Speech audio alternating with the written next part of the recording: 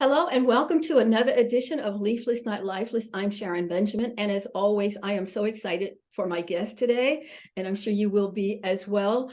I have here Nick Tinch, who is multi-level person. Nick, thank you for being a part of this show today. No problem. Thank you for having me, Miss Benjamin. Thank you so much. Thank you. You're welcome.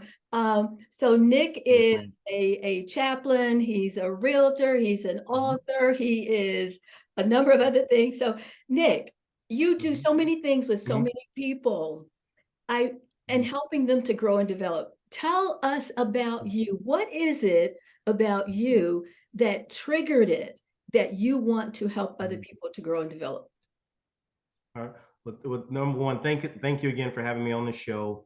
And I'm excited to be here. So I really appreciate that to take time to want to hear my story. But my story started in Florida, Williston, Florida. Well, actually, Florida. My mom is from Williston. My dad is actually from Albany, but they met in Florida. I'm born and raised in Florida up until 8 years ago, and I moved to the DMV. But long story short, I was what's called a special ed kid, where I graduated high school, reading on a second grade reading level, special diploma, ADHD, dyslexia, and I had to make a decision at graduation, what I was going to do with my life. I had two best friends, Keith Jordan, Willie Jordan. They went off to great institutions, very intelligent, and I was concerned about being left behind. So I made a decision to kind of redirect or change my life. I always been the different one growing up from what my mom would say and my grandmother. So going through the journey of graduating high school, reading on a second grade reading level, and not knowing where my future was, I had to make a decision. The Lord started implementing some great mentors in my life. Um, and through those mentors is kind of like what you see today of me. So I had people help me, I accepted the help, I made the adjustment. And then at the same time, I had to set some boundaries and values that I wanted for my life to be, which actually my environment didn't say that. So being raised as a single parent household, I was raised by four women: my mom, her mother, my dad's mom, and my mom's sister. And then the two men that was in my life was my mom's dad and then my uncle Kent, which was very strong men in my life. So uh, one of the yeah one a lot of my makeup revolves around my grandfather and my uncle Kent as a man. To be honest with Okay, you, okay. So so let me ask yeah, you, yeah, Nick, yeah. so before you got to high school, I'm going to step back a little bit. So you mentioned the ADHD and the illiteracy. What was that like for you? I'm asking, I remember I'm retired from public education and teaching as an adjunct, but I remember working Oh, in wow. I remember working in a special ed class and seeing just the culture, sometimes with the teachers and the aides who were in there. What was Yeah. that like for you? Did they just see you as, oh, he's never going to be anything. There's no point in giving him information. What was it like for you? Well, you do get told, well, here's the thing. My mom's a teacher. My grandmother was a teacher's assistant. My older sister was. My brother-in-law was. So I want to start to say, and then I did the Great American Teaching for 10 years, right? I would go to the school and teach about my career in banking. I understand the pressure the teachers are under, and I get it. A lot of the challenges that I faced was more so home than it was in school. So what it was for me, I would take my frustration as a kid out in the classroom, in the environment. But also too, I didn't my mom or my teachers didn't understand my gift. I'm 43 years old, and I'm just realizing that I have a real artistic gift. Like I'm actually an artist, and I didn't know that. So I learned differently. I learned by touching, seeing, doing, right? So it was very challenging because if you're not able to pass a standardized testing or whatever, a test or read a certain way, the school system says that you're not capable of being successful or making millions of dollars, or getting a master's degree or an undergrad degree, um, which I've been accepted into some great universities and things like that, over my time of leaving school, have an undergrad degree in an executive MBA program, all that stuff right there. So long story short is that it was very frustrating for a student because you're basically told what you can't do. And it's not that you can't do it, it's just you learn differently. So for me, looking back on it now, I brought a lot of frustration to the schools that I didn't have to bring, and it was due to my home environment, not having food, my mom doing the best she could as a single parent, being moved around, being on food stamps, living, in the hood, you know what I mean, and so that's where my frustration, not being able to spend time with my dad, not realizing why he didn't want to spend time, and the back frustration of him and the relationship between him and my mom. So it's a lot of things I think that children deal with that they actually, school is probably the safest environment for a child. So And let that's me, why they act up the most, because it's the most safe environment for them. yeah, so you did that. So it sounds as if, based on as we come forward, it sounds as if you didn't have the, it wasn't that you didn't have the ability, but Mm-hmm. the ability was not properly nurtured. There you go. There you go. Yes, ma'am. There you go. With so many children across, and this is cultural. This is culture. This is white, black, Spanish, Chinese, any Asian, however you want to put it. This is cross culture that a lot of times with children, especially young kids, the environment has to be in a healthy place for them to explore their gifts. So a teacher is placed in a classroom with so many students, and she's given, her salary isn't where it need to be at. Sometimes she don't have the resources that they need. That doesn't justify, not being able to teach, but it can make circumstances a lot more tough, right? So for me, I didn't know. My mom was doing the best she can. Um, and even back then, my grandmother was a cook, right? And I really wish I would have explored baking, because I bake now.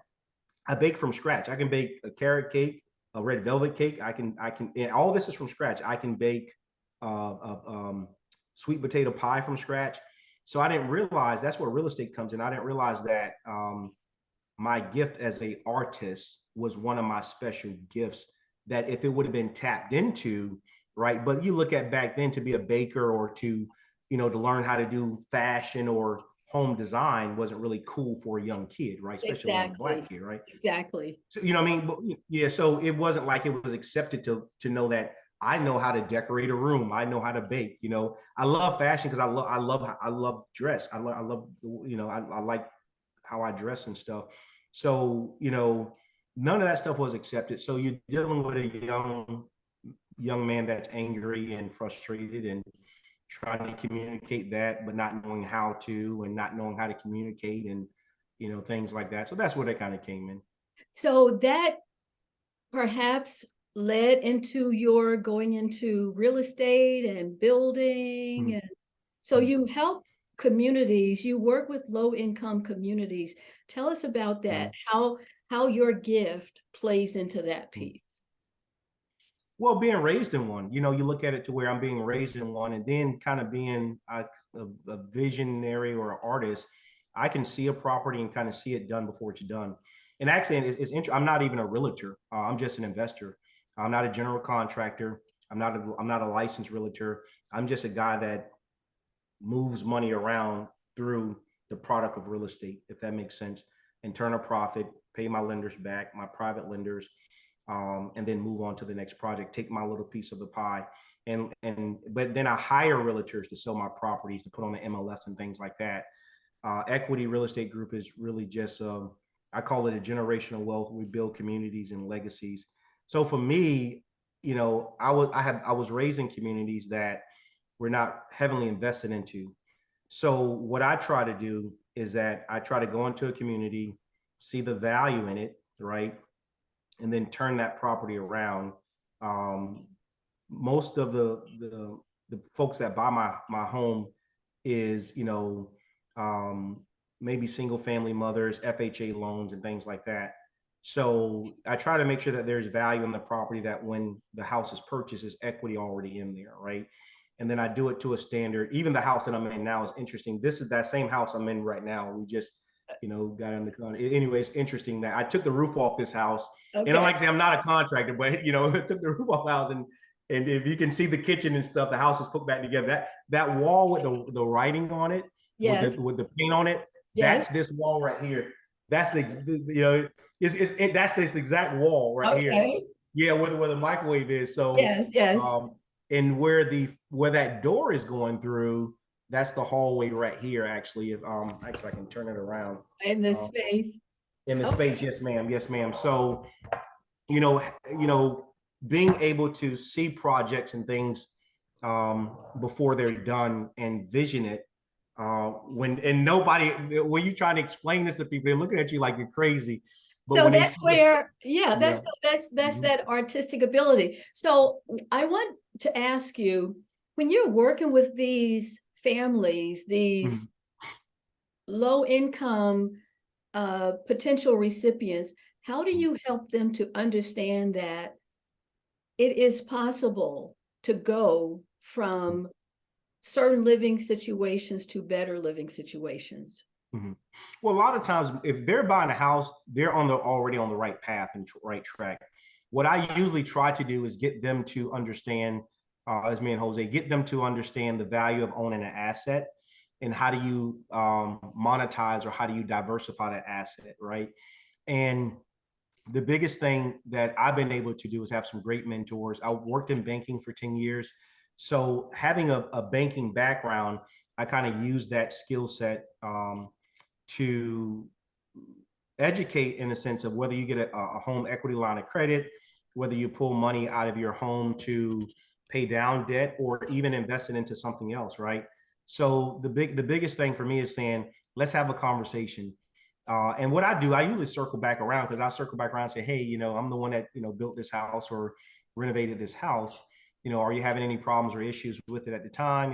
I have a team. We can come back and fix anything, because your name is important. And a lot of times you can't make everybody happy, but I really try to.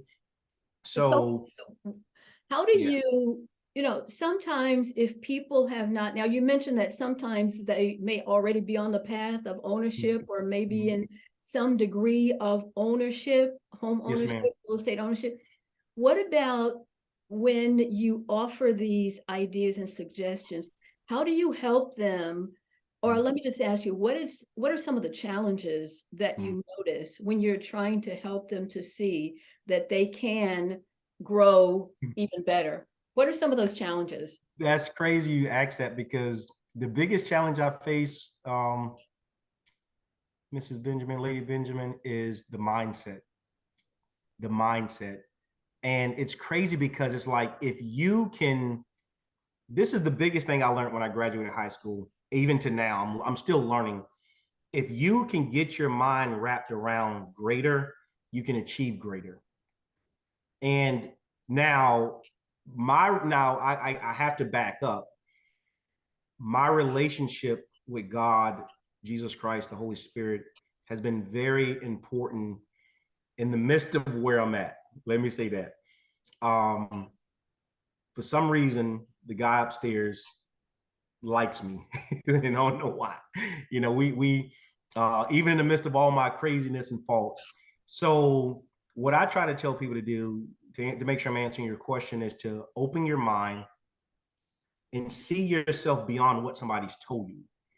So for me, even some of my teachers, you'll never make it, family members, you'll never, be anything or go anywhere. I've had people tell me that, grown adults tell me that.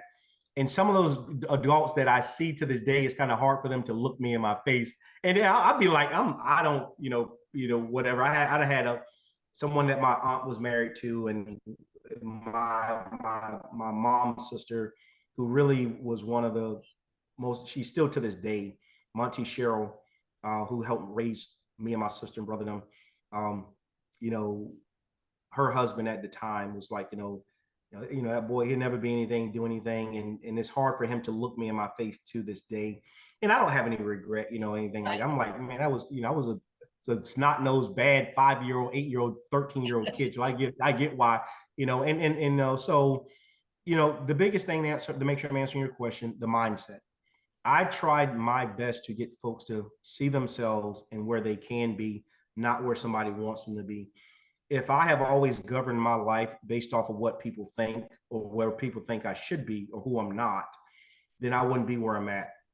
I wouldn't, I authored 8 books. I sit on the board of directors at universities and, whether the YMCA have donated money and have served as an executive pastor at a church, have served as a young adult pastor, have started companies and have had some companies fail. I have had a lot of failure in my life, to be honest with you. So the mind, Yeah, someone the mind, say the mind, it starts with the desire. start with the mind. So, Yep. and Mhm. identifying yourself.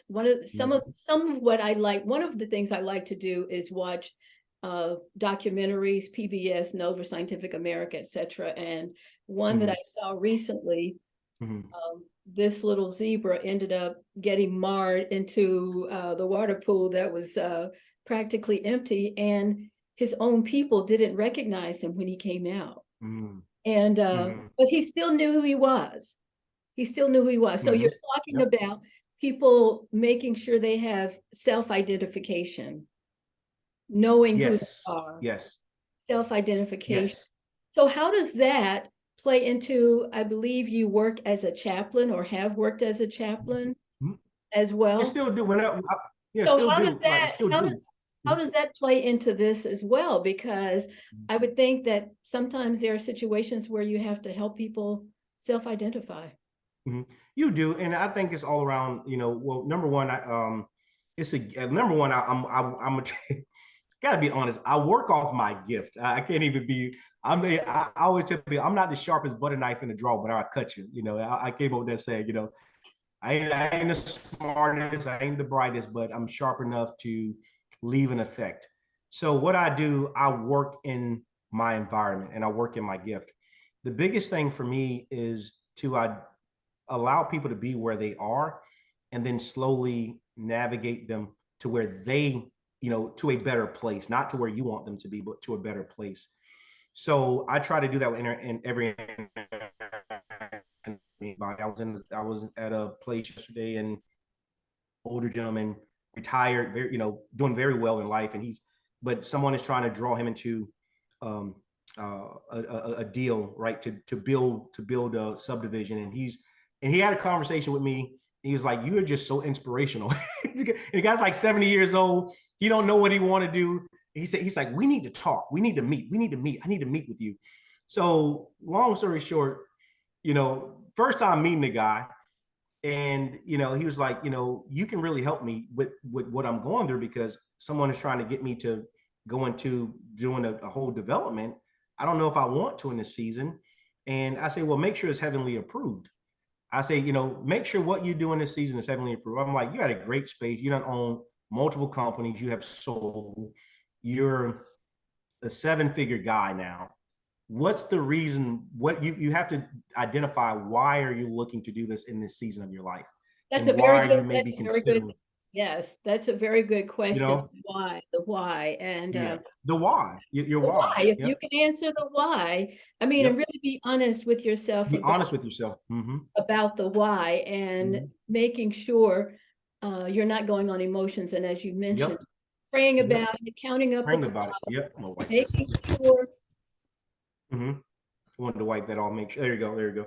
So yeah, making sure. Yep. Yep. making sure that is, you are being directed by the Lord, and making Mm-hmm. sure that so that the Lord doesn't have to get you out of A jam. get you out of a jam. I don't put Um, myself in many of those. Yeah, I have. yes. Well, and I think, it's comes with the entrepreneurial kind of thing, I think. Mm-hmm. Can you share some of the family ownership success stories? Mm-hmm.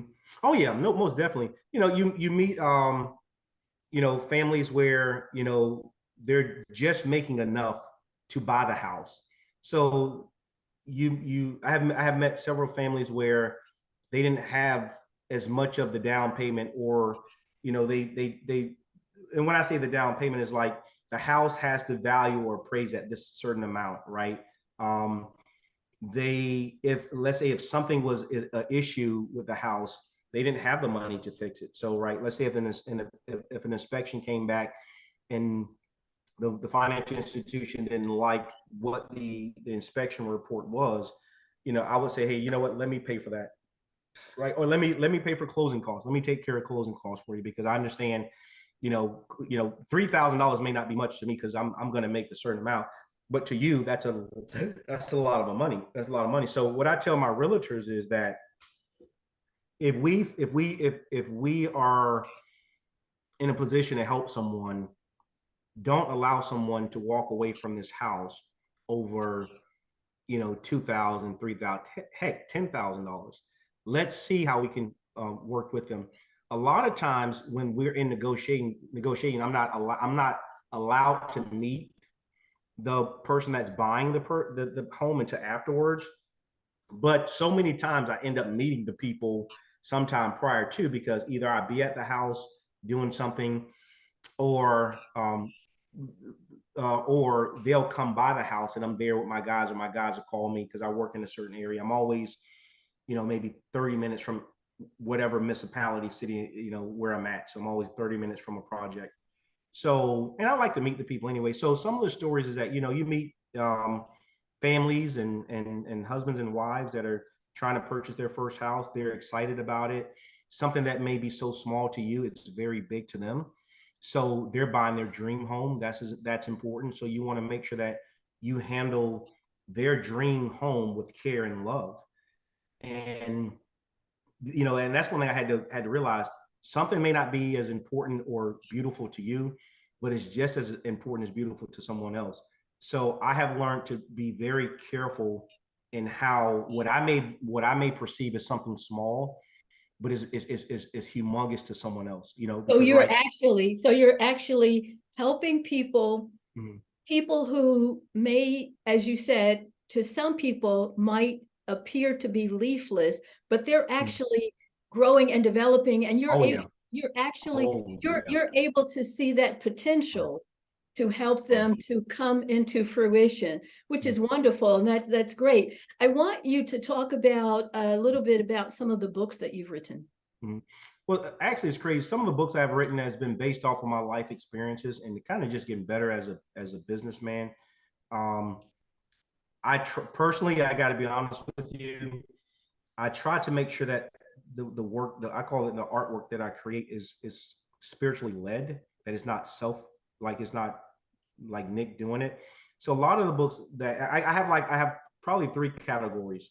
One is operations of real estate. Number one, I want people to understand the value of operating your organization, your life right, structure wise. The second one is personal development around you as a business person, your character, your integrity, how do you win in life? And then the third one is well, it's not kind of, the third one is more of my faith base, right? It's around my faith in what God has done in my life, and what he can do if you open up. It's crazy. Today it hit me to start writing about love and peace and being in love, and the importance of love in relationships. So I'm gonna, pray about that. But I know probably going into this next, season. So, I'll be writing about love. But it's to me that it's all around a kind of a whole, um, what's the word?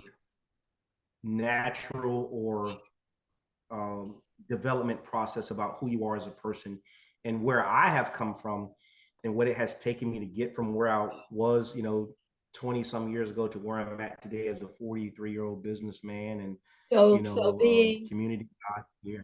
so years ago, appearing to be leafless to so many people, but Mhm. something was churning, something was going on, something Yeah. was happening, Mhm. and you have become productive and helping other people to become productive as well. So how can people get in touch with you? You can, if you Google Nick Tinch, just Nick Tinch, Tinch. I'm on every social media channel. My books are on Amazon. So yeah, you can find me that way.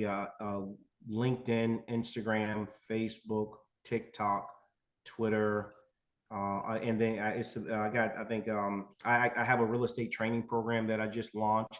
So that's out there is Nick Tinch Real Estate Elites .com they can reach. So I teach people how to fix and flip real estate, how to invest, where to find capital at. Um, and I'm starting to, well, and I've already been doing coaching and stuff. So I kind of said, well, let me put this thing on something where I'm not so tied down. In the next 2 months, I'll be teaching at Virginia Tech this month, and then in March I'll be teaching there. Then I'll probably be back in the summertime, so maybe every 3-4 months, go there and teach as well about real estate. Um, but you can find me, just if you put in Nick Tinch, Tinch, I'm out there. But the biggest thing I want to share with folks, and that I want my life to represent, is that there's a you that's out there that you haven't even seen or came in contact with yet. And so many times we allow someone not to, allow this person who I am today to come in contact with the person that God has created me or is challenging me to be, or who I really want to be. I'm just afraid to get there. And it's, there's a lot of friendships and people I couldn't hang around. I can't be around because of the man that I desire. Um, and even some of the mentors that I have, I'm just amazed at some of the people that allow me to contact them and be in their space. So the overall of my life is to see, okay, how can we truly give back? How can we serve? Is not about you. How, you need to, how you need to be humble, you need to serve, you need to give, Yes. yeah, and it doesn't look like the way I was brought up in the church, the way I serve people, and even the way I am, and I'm a CP, I'm a CPE chaplain, I'm licensed, and but the way I serve, and the way I serve it is not a traditional sense, As but it's some still effective. others, as some might see. So Nick Mhm. Tinch, thank you so much for being with me Awesome. on this episode of Leafless, Not Lifeless, and sharing with us as to how you are helping people, how you're able to see the potential in people, Mhm. even when others might not see it. See Yes, them, ma'am. others might see them as leafless and lifeless, but you Yep. see them with the potential of growing and developing. So again, 100. thank you so much. And No thank problem. you for listening and watching and viewing. And I'm Sharon Benjamin, your host for Leafless, Not Lifeless. And if you have a story where you've been leafless, other people thought you weren't going to make it, but you've made it. I love to share your story. Contact me at leaflessnotlifeless@gmail.com. That's leafless, not lifeless, at gmail.com. And I will see you the next time.